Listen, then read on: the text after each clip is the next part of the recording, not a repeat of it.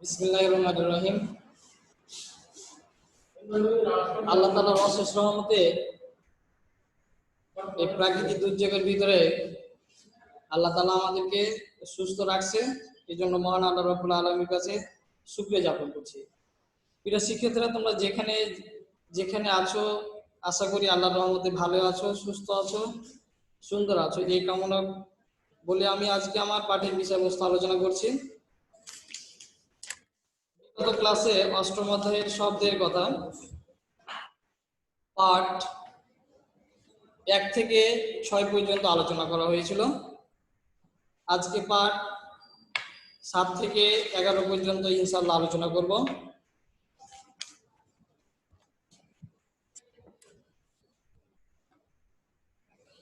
প্রাণীরা কিভাবে শব্দ শুনতে পায়? আমরা জানি কম্পনশীল বস্তু শব্দ উৎপাদন করে সেই শব্দের মাধ্যম দিয়ে সকল দিকে সঞ্চারিত হয়। এখন আমরা প্রশ্ন হলো যে আমরা কি শব্দ শুনতে পাই? আমাদের কানের বাইরের অংশ প্রকৃতিটা দেখতে অনেকটা ফানেলের মতো। শব্দ যখন ভিতরে প্রবেশ করে তখন শব্দ একটি ছিদ্র পথে যায়, যার শেষ প্রান্ত টান টান পাতলা পর্দা থাকে। একে বলা হয় কানের পর্দা। এটি একটি গুরুত্বপূর্ণ এই পর্দাটি একটি গুরুত্বপূর্ণ কাজ করে। কাজটি হলো যে শব্দের কম্পনে কানের পর্দায় কাঁপায়। পর্দা এই কম্পনকে কানের ভিতরে অংশ পৌঁছে দেয়। সেখান থেকে শব্দ কি হয়, আবার মস্তিষ্কে প্রবেশ করে। এভাবেই আমরা মূলত শব্দগুলো শুনতে পাই।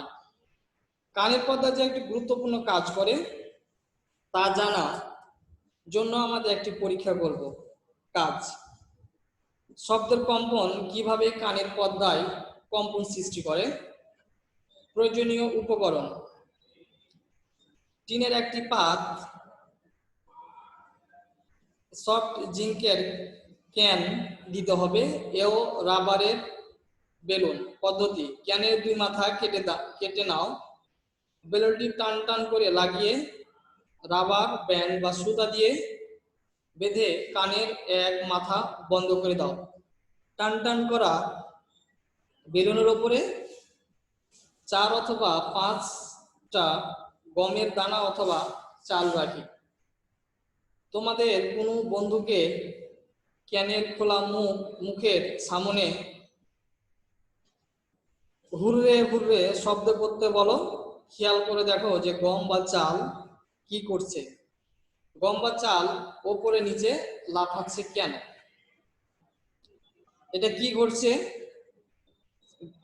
গম বা চাল ওপরে নিচে লাফাচ্ছে কেন? তোমাদের বন্ধুদের সৃষ্ট শব্দ কম্পন বা বেলুনের কম্পন সৃষ্টি করে, তাই গম এবং চালগুলো লাফাচ্ছে। আমরা জানি যে কোনো বস্তু কম্পনের ফলে শব্দর কি হয়, উৎপাদন হয়। সকল কম্পনশীল বস্তু শব্দ কি আমরা শুনতে পাই? না, সকল কম্পনশীল বস্তু শব্দের আমরা শুনতে পাই না। যে শব্দের প্রতি সেকেন্ডে 20টির কম কম্পন দিয়ে সৃষ্টি করে তা মানুষেরা শুনতে পায় না। এরকম শব্দ শ্রবণ উপযোগী নয়। এরকম শব্দকে শ্রুতিপূর্ব শব্দ বলা হয়। আবার অনেক বেশি শব্দের ফলে সৃষ্ট শব্দকে আমরা শব্দ শুনতে পাই না। প্রতি সেকেন্ডে 20,000-এর বেশি কম্পনের ফলে সৃষ্ট শব্দ শুনতে পাই না। একে শ্রুতি বা উত্তম শব্দ বলা হয়। সুতরাং মানুষের জন্য সভ্যতার সীমা হলো 20 থেকে 20,000 কম্পন দিয়ে সৃষ্ট শব্দ। প্রতি সেকেন্ডে কোনো বস্তু যতটা কম্পন দেয় তাকে বলা হয় ওই বস্তুর কম্পাঙ্ক। আর এই কম্পাঙ্ক একর হলো হার্জ। কোনো বস্তু সেকেন্ডে 20 বার কাঁপলে তাকে কম্পাঙ্ক হবে 20 হার্জ, অর্থাৎ 20,000 বার কাঁপলে তার কম্পাঙ্ক হবে 20,000 হার্জ।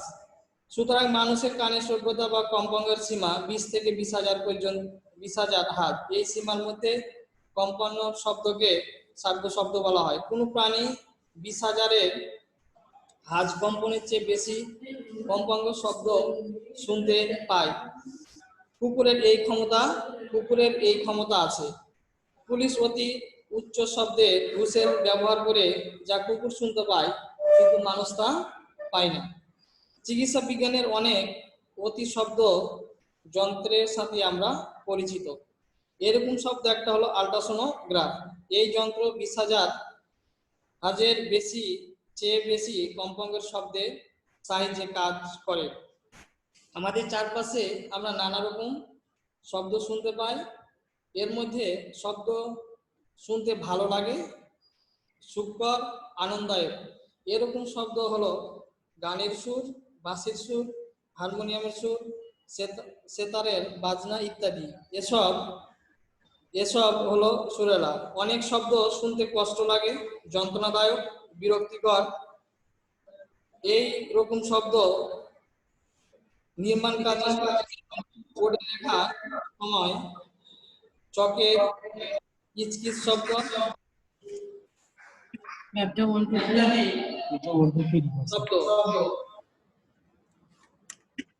যে শব্দ লাগে সুখকর, মধুর, আনন্দদায়ক তাকে সুরেলা শব্দ বলে। শব্দ নিয়মিত সুসংখ্যক শব্দ উৎপাদন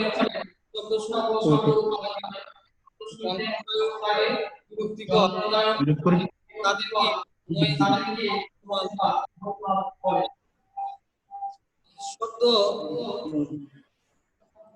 আমরা সবাই পানিতে যা থাকা উচিত তার থেকে যদি অন্য কিছু থাকে পানি দূষণ।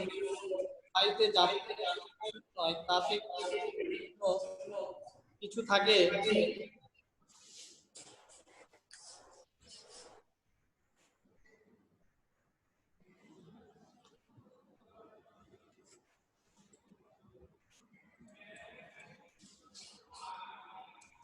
এরকম আমাদের অবাঞ্ছিত আমরা শব্দ দূষণ কোনো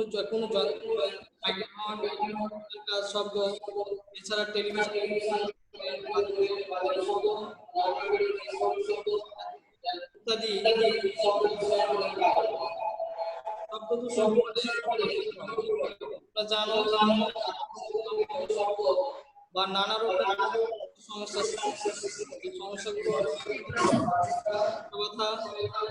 উচ্চ রক্তচাপ, আরো অনেক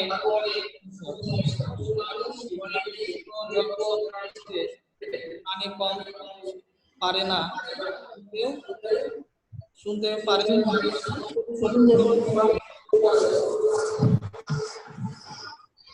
শব্দ দূষণ নিয়ন্ত্রণ এটা কিভাবে করা যায়?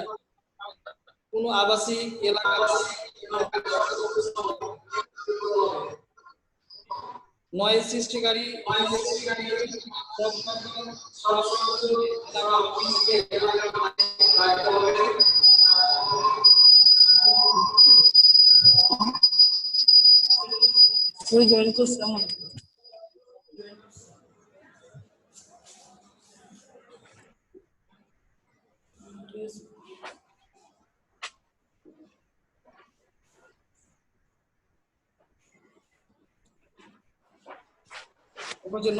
নয়েজ সৃষ্টিকারী কারখানা বা আবাসিক এলাকা স্থাপন করা যাবে না। যানবাহনের কম বাজাতে হবে। রেডিও, টেলিভিশন বা অন্য বাজানো যাবে না। রাস্তার আশেপাশে ঘর বাড়ির চারিদিকে গাছপালা লাগাতে হবে যাতে ঘর বাড়ির শব্দ কম পৌঁছায়। এছাড়া শব্দ রোধ করতে হলে বিমানের ইঞ্জিন, যানবাহনের ইঞ্জিন, কারখানার মেশিনের এমন ব্যবস্থা করতে হবে যা শব্দ উৎপাদন শব্দকে বাইরে যেতে দেয় না। শব্দ সৃষ্টিকারী যন্ত্র। শব্দ সৃষ্টিকারী যন্ত্র দুই রকমের। সুরালা যন্ত্র হলো বাঁশি, হারমোনিয়াম, একতারা, দোতারা, সেতারা ইত্যাদি। তবে আমাদের অতি পরিচিত দুইটি হলো গাড়ির হর্ন, সাইকেল ইত্যাদি। বাঁশি ভিতরকার বাতাসের কম্পনের ফলে সুর সৃষ্টি করে। ফু দিয়ে বাঁশি নলে বা বাতাসে ঢুকানো হয়। বাঁশির দৈর্ঘ্য কিংবা ছিদ্র সংখ্যার উপর শব্দের তীক্ষ্ণতা নির্ভর করে।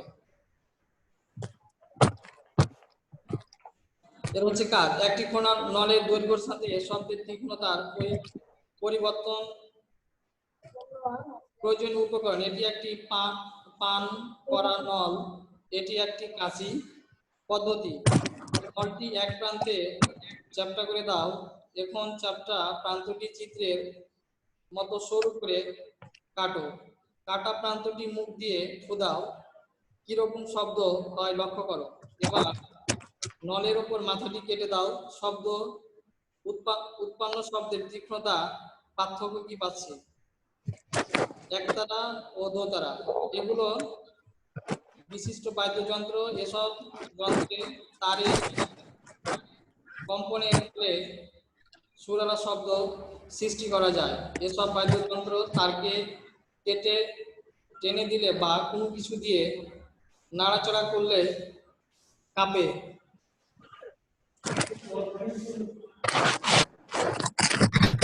তারের দৈর্ঘ্য বা গুরুত্ব বাড়িয়ে বা কমিয়ে বেশি করে টান করে শব্দের নির্ভর করা যায়।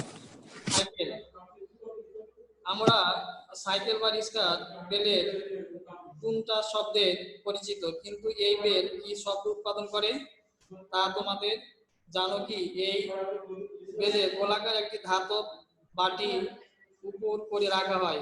বাটির নিচে একটি ধাতব হাতলি লাগানো হয়। এই হাতলের সাহায্যে নড়াচড়া করলে বাটিতে আঘাত করে বাটি কম্পনের ফলে টুনটা শব্দ বেজে ওঠে। প্রিয় শিক্ষার্থীরা, তোমাদের একটা সৃজনশীল বাড়ির কাজ দেওয়া হবে। তোমরা খাতা কলম বের করো।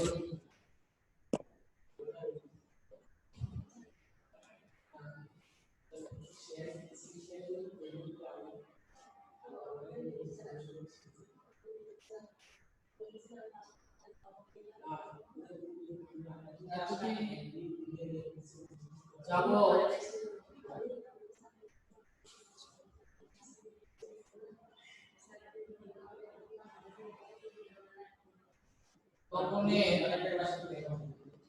তখনের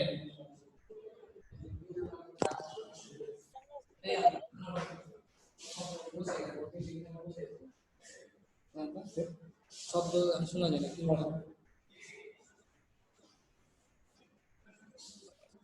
কেন শব্দ শোনা যায় না? শব্দ হচ্ছে না, কিছুক্ষণ আগে জোরে বাজছে, কেন শোনা যায়? শুনে যাবে, আমি কথা বলো না, ভিতরে একদিন দিচ্ছে তো।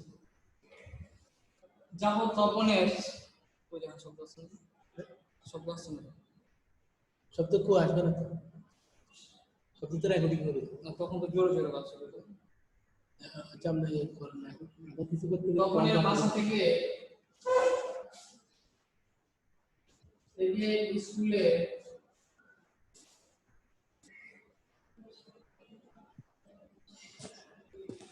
স্কুলের ঘন্টা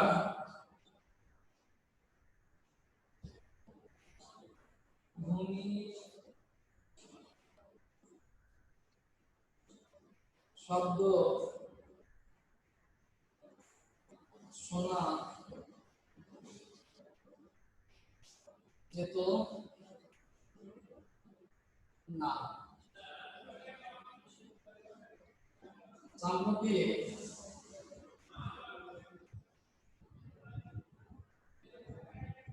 ঘন্টাটি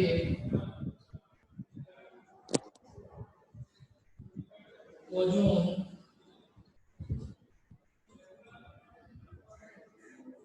ঠিক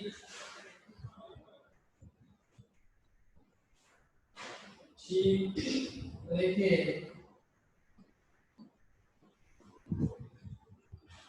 গঠনে কিছু পরিবর্তন পরিবর্তন করা হয়েছে।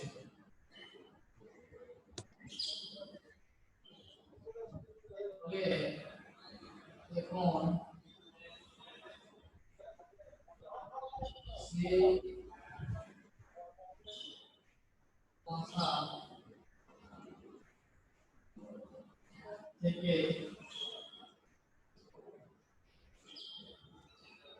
অর্থাৎ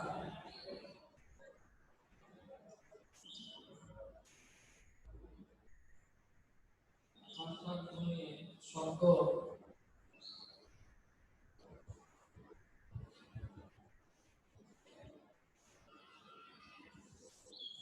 শব্দ শুনতে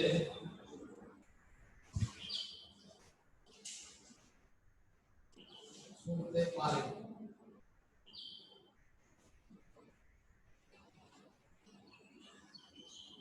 প্রশ্ন,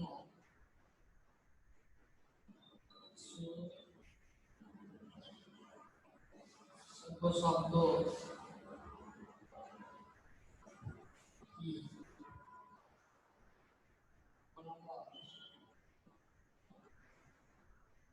আছে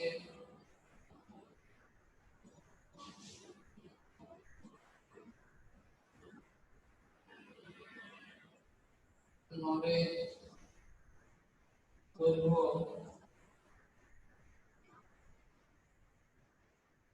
কম হলে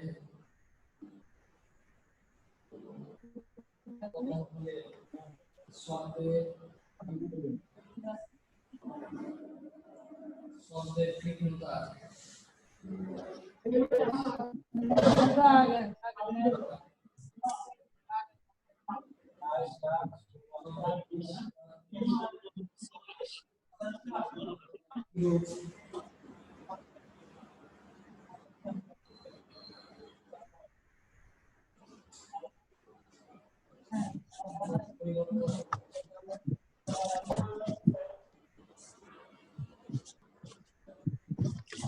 পরিবর্তন আসবে।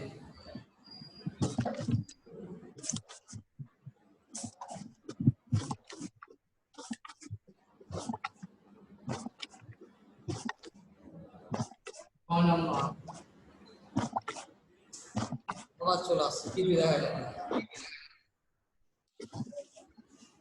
জাহানার আমি জাহানার নাকি জাহানার আমি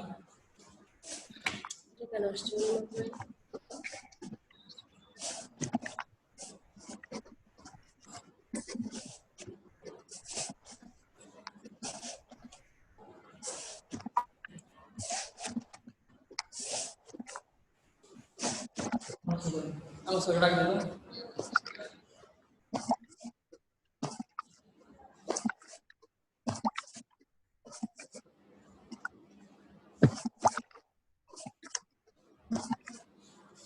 তোমাদের কি অবস্থা?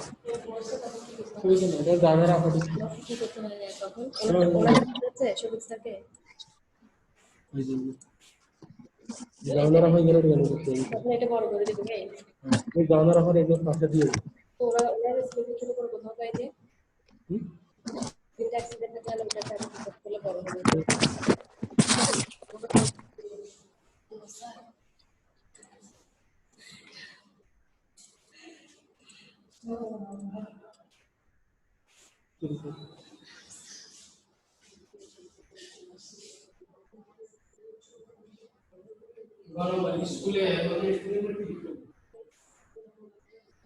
স্কুলে ঘন্টা ঘন্টা ধ্বনি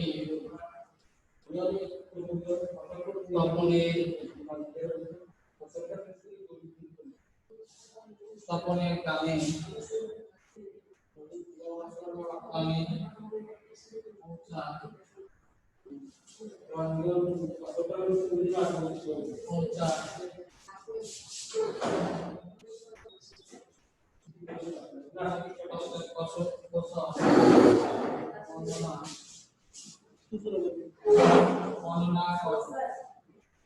গ নম্বর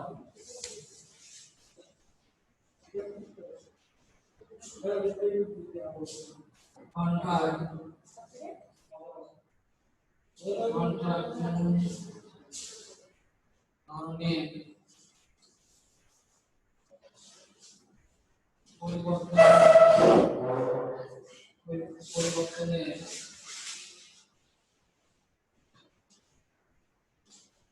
পরিবর্তনের কারণে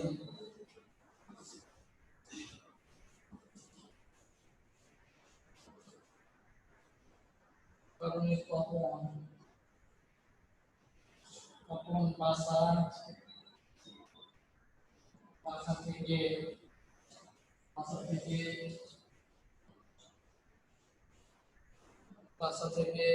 এখন এখন ঘন্টা ঘন্টা শব্দ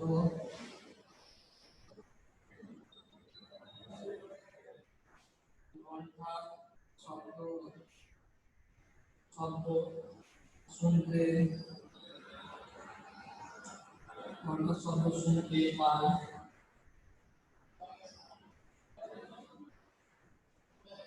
উপযুক্ত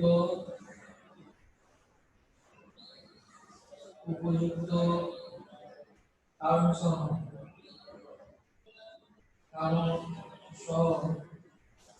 ব্যাখ্যা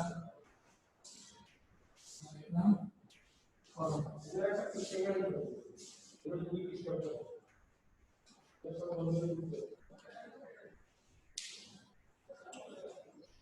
এতদিন যাবৎ তপনের বাসা থেকে স্কুলে ঘন্টার ধ্বনির শব্দ শোনা যেত না।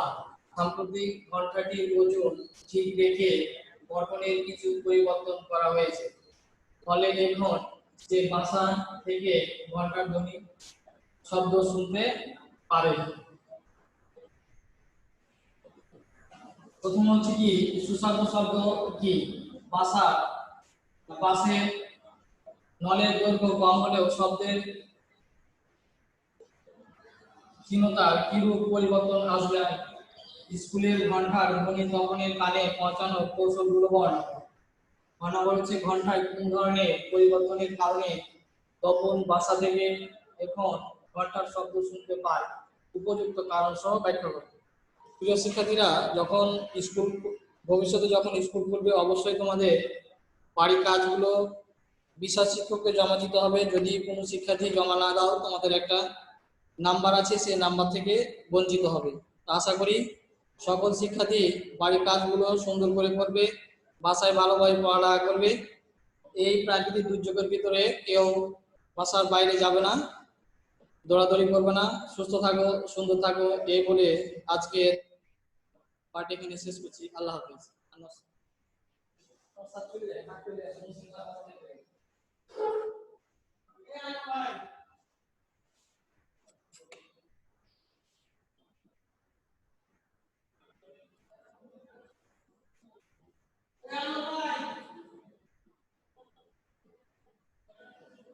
সকালে ক্লাস কোচিং হয়, কোনো ডিস্টার্ব নেই, কিছু নেই।